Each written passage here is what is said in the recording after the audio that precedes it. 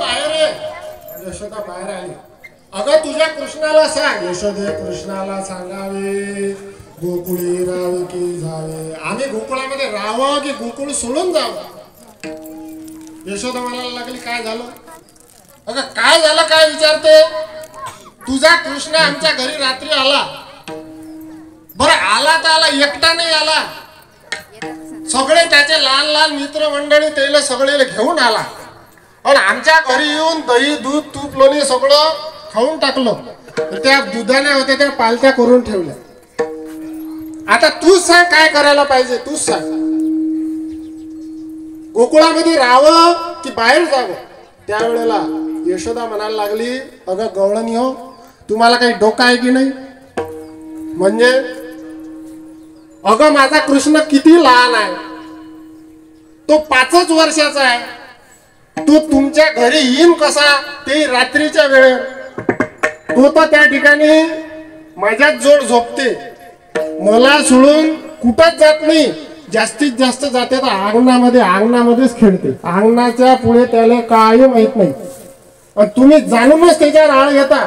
5 वर्षाचे माझे बाळ 5 वर्षाचे माझे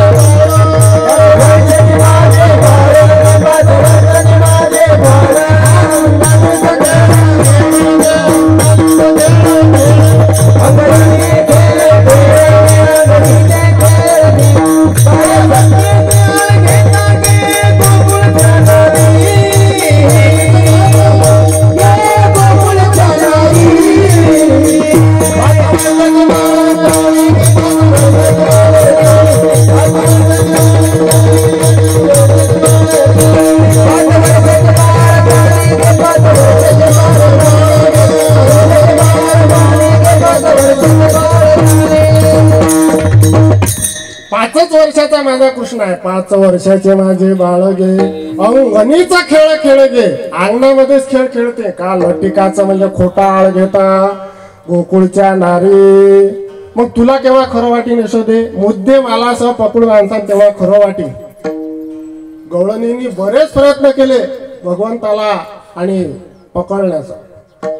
पण भगवंत काही कोणाच्या हाती येत नव्हता. कारण भगवंताला पकडणं हे साधारण गोष्ट नाही. भगवंताला पकडण्यासाठी तेवढी भक्ती पाहिजे. ज्याची खरी भक्ती आहे त्याच्या हातातच भगवंत येते. विठ्ठल.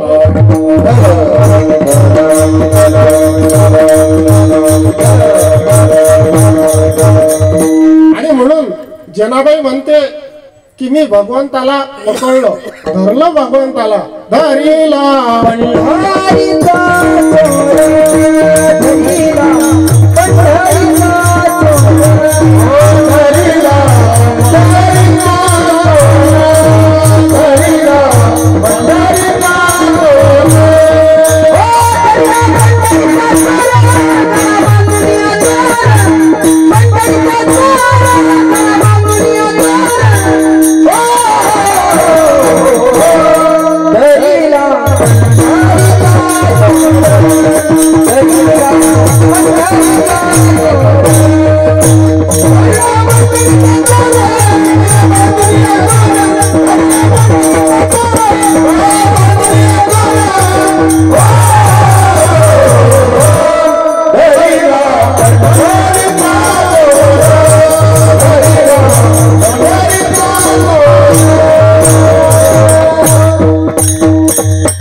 जनाबाई म्हणते का भगवंताला धरलं. पण कुठं धरलं. धरिला पंढरीचा चोर गळा बांधून या दूर हृदयी बंदी खाना केला आणि हात विठ्ठल कोंडीला. म्हणजे भगवंत सहजासहजी आणि कोणाच्या हाती येत नाही. म्हणून अशा प्रकारे भगवंताला खूप पकडण्याचा प्रयत्न केला. पण शेवटी भगवंत काही कोणाच्या हाती येत नव्हता. अनेक तक्रारी यशोदेकडे जात होत्या. यशोदेलाही वाटलं की याला गावात ठेवायचं. जर म्हटलं तर हा आणखी बिघडून जाईल. म्हणून यशोदा म्हणाली कृष्णा अरे तुला किती वेळा सांगितलं की खोड्या करू नको खोड्या करू नको. तरी तू खोड्याच करतो. रोज तक्रारी येतात माझ्याकडे. आता उद्यापासून तू गाई चारण्यासाठी वृंदावनामध्ये घेऊन जा विठ्ठल.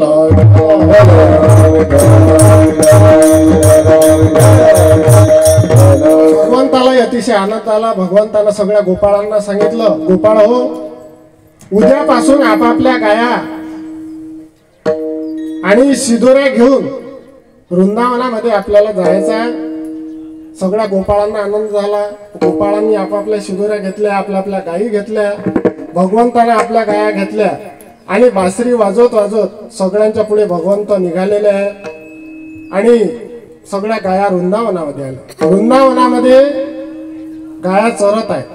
गाई गोपाळ गाई गोपाळ गाई गोपाळ